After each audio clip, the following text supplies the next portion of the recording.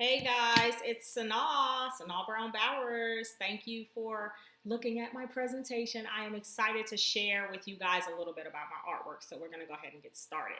So the title of this piece is actually called Nostalgia. It was an assignment that I was given in my sculpture class last semester where we had to create a piece of artwork that represented home.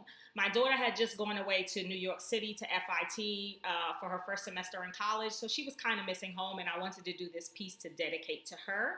A lot of my artwork is centered around me and my family, so it's a lot of portraiture. The starting process actually starts with me photographing.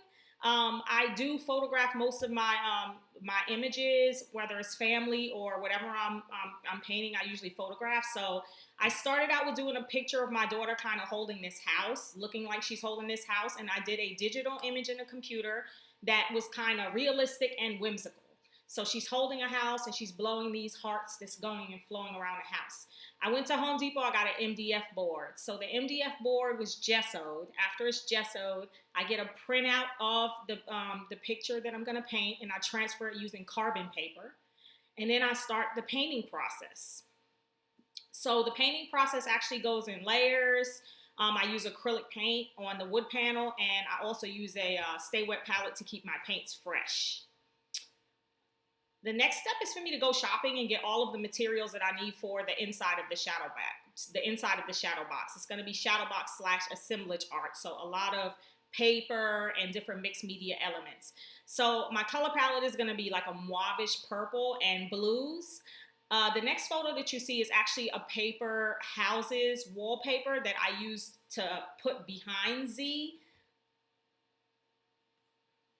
Next, I get the wood from Home Depot. I cut the wood at the wood shop at school that is 6 feet by 3 feet. I also cut the shape of the house that's going inside of Z's hand. And then I painted it the mauve color and I distressed it with sandpaper. Next, I went to the Fab Lab and used the CNC router to cut out the shape of the curve on the inside of the wood and also the insert where the plexiglass is going to go. And I also cut the shape of the house out of the plexiglass. I put a cleat system on the back of the panel because I knew that the artwork was going to be fairly heavy. And I also wanted it to sit flush on the wall. So the wood panel actually sits inside of the frame. I used fabric for the clothing for Zlaya's shirt, and I used Mod Podge to adhere the fabric to the wood panel. I also wanted to put the word nostalgia on the Shadowbox, on the plexiglass. So I used a paper printout and taped it to the front of the panel, and then I painted the back on the inside in gold paint. Next, I start working with the three-dimensional elements such as the paper houses, paper hearts.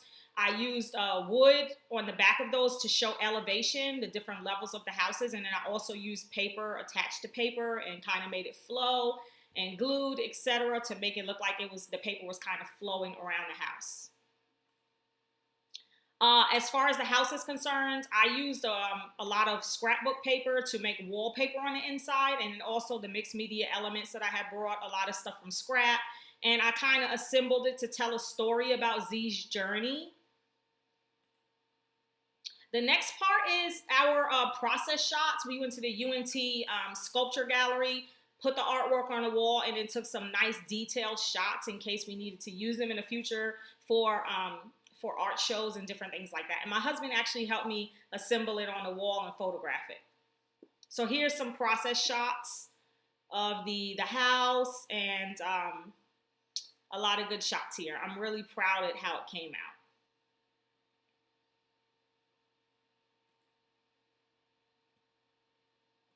And that's a picture of me and my husband.